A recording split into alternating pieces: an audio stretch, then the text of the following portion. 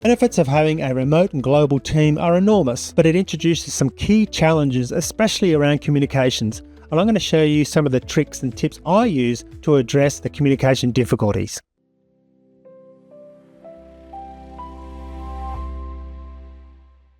G'day, are you seeking to be a high-performance CEO or to develop your leadership and be a CEO of your own life?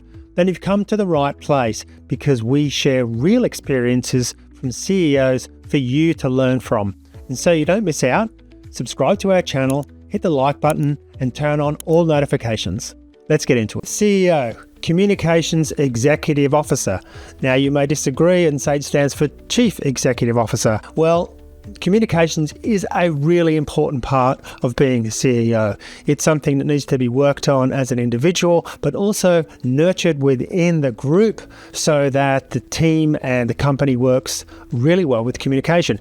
Many problems can be resolved through good communication. Now, remote, global teams are particularly challenging, but luckily there's lots of methods to improve communications, and we're going to get into that. Recently, I had a potentially serious issue when I was talking to a client. I decided it was time to bring in our engineer, who was remote and also from a different culture, into these client meetings. Unfortunately, I didn't realize how difficult it was going to be for him to communicate, to the point that the client almost lost faith in us and our ability to solve the problem, and we nearly lost the client. Now, I was able to correct that situation, and we still have that client today, and we're doing very well. But there were multiple things that needed to be done to get that communication back on track. And let's get into that. So why would you want to use a remote person when you could just have them sitting right next to you and work together? Well, there's multiple reasons. Of course, the first and most obvious one is the lower costs. Now, here in the United States, to get the right engineer, I could be paying upwards of $250 an hour. And for a comparable person, it might be $50 to $100 an hour. Now, you can also get resources down as low as $5 an hour. So there is a huge saving if you can find people who are offshore, able to tolerate lower wages because they have lower costs of living. The second thing is access to the global resource pool. Sometimes we need very specific resources, specific skills, someone who has a very narrow band of deep capabilities, and we can only get them if we work remotely. Thirdly might be the broader perspective. So if you want somebody who is outside of your local area, someone that's looking at the world differently to help bring innovation into the company. Fourthly, you might want to access that market. So that market that you want to access might be, say, in India, and you're in the United States. You want somebody on the ground there to help you do that, help you with the language, help you with the culture, help you integrate your business that way. And the fifth reason, and there's probably many others, is for 24/7 operations. So around the clock work can be done on your business if you pick people geographically located that way. Many, many benefits to having a remote team. But of course, it introduces communication problems. So what are some of the basic tools that you need for remote communication to make it work? Well, number one is some form of instant messaging, whether that be text or WhatsApp or WeChat, some way that you can connect directly. That's instant messaging.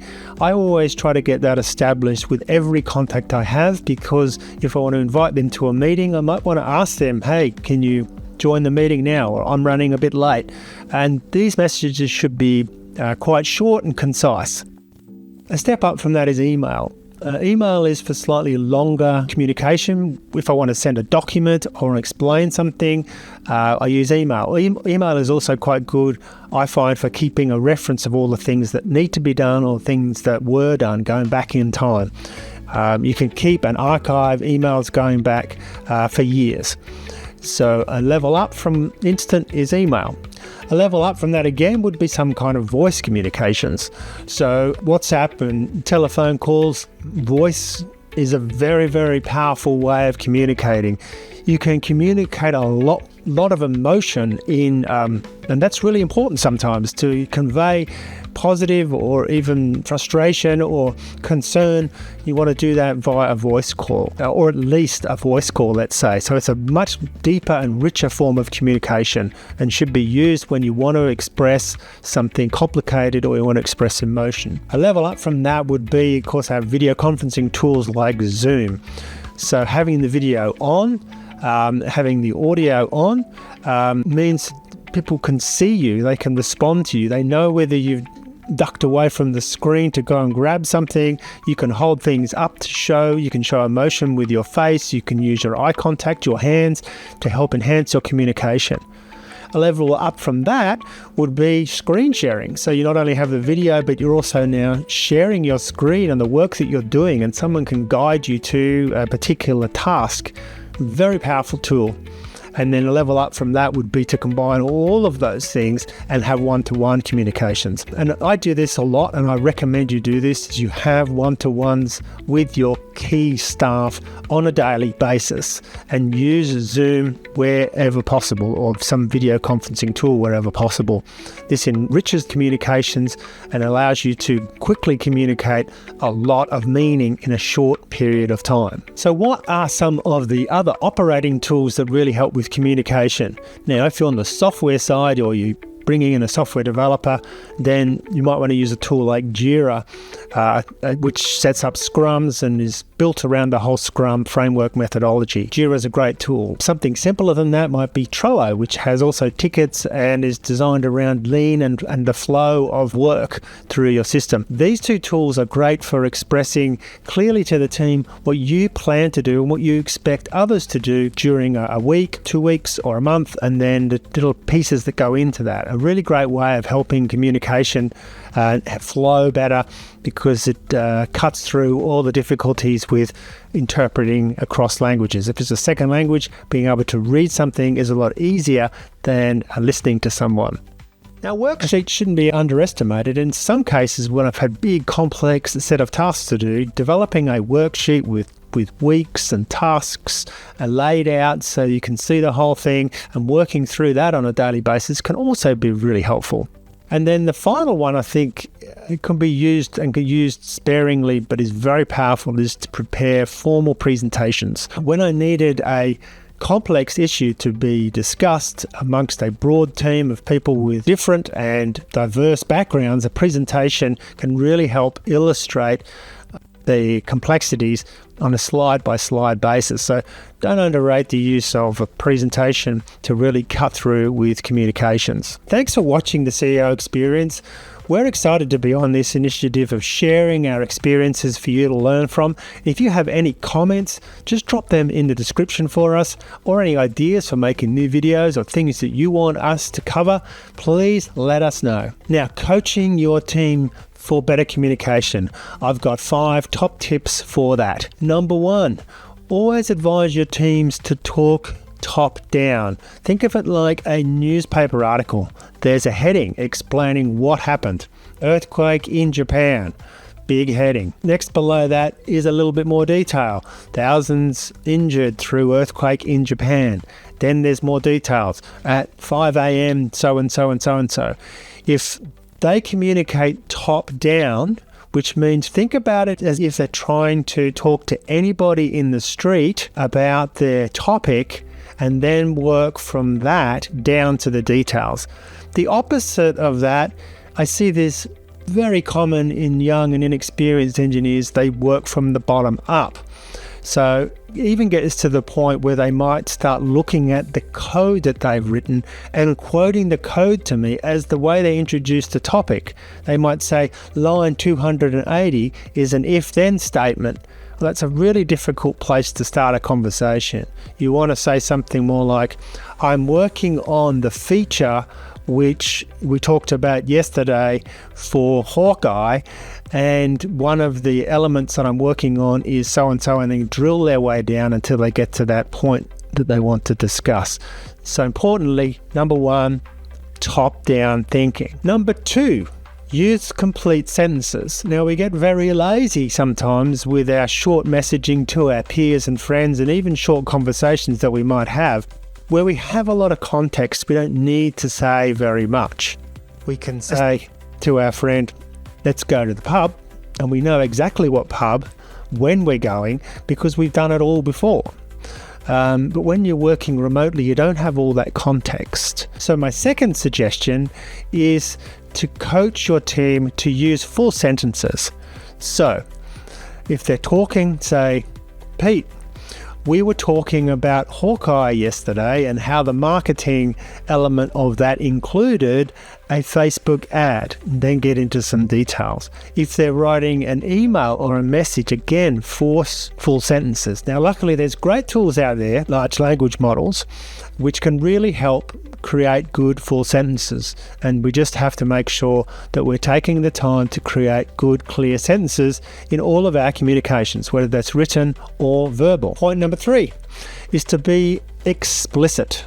So, for example, rather than just saying, fix up the website, you say, I went to the Skillion website, and when I was looking at the videos page, I noticed that the videos weren't playing when I clicked on the images. And I tested 3 or 4, and none of them would load the video. They instead loaded only the image. So very explicit. Or you might say, have you tested the website on various platforms? And give examples like the iPhone, the iPad.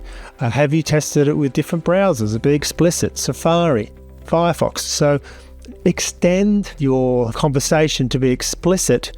Don't rely on implicit understanding. So put a lot of effort into expanding the conversation and giving that relevant amount of detail, and expect that from your team. Point number 4 is to be organized and stay organized. I say that being disorganized or being untidy is a bit like dust or dirt. It just builds up over time. Organizations, unfortunately, have this problem where they are getting more and more complex, confused, and disorganized, and we have to work to create organization. So if we're using, say, a Google Drive, then perhaps we want to make sure we have a structure in the Google Drive and that we are constantly maintaining it. Any old folders that are sitting there, like temporary folders or misnamed folders, are cleaned out.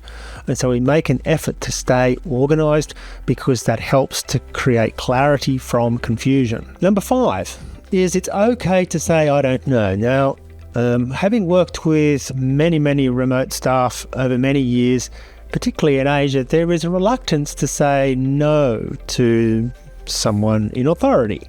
And often it's yes, yes, yes, when actually the answer should be, I don't know. Now, in the West, we don't tend to have that problem. We're quite comfortable with saying, I don't know. And we need to encourage people to feel comfortable in a safe enough environment that they can say, I don't know. Because what you don't want them to do is to say yes to something when really they don't know. And it's okay to say, I don't know, and I'll go and find out.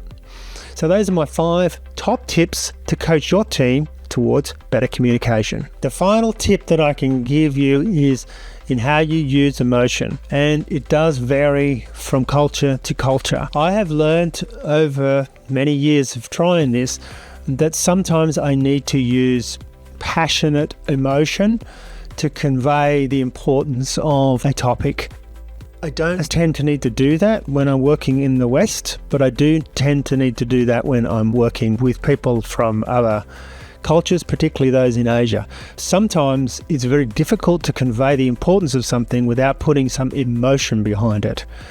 So I wouldn't say it goes as far as anger, but I think it should be a heightened sense of urgency, of using words like, I need you to, or this is very important, and making sure that you are focused with your eyes and you're very deliberate in the way you make that delivery, so that there is a stress created which drives home the importance of something.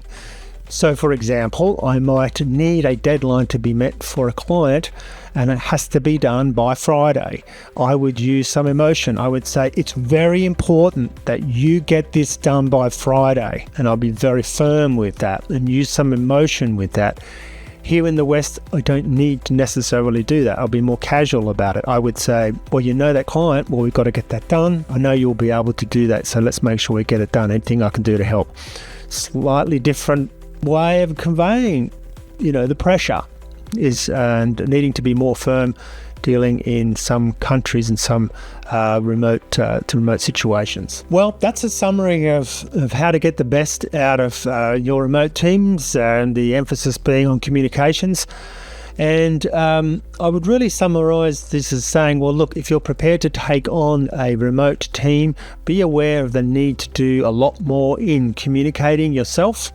Bring on great tools, bring on the high standards you can achieve, and coach your team to do likewise and develop really good communication practices. Communicate daily, set up plans and milestones, write a lot, communicate a lot, and things will go a lot better for you. I hope that helps, and thanks for watching.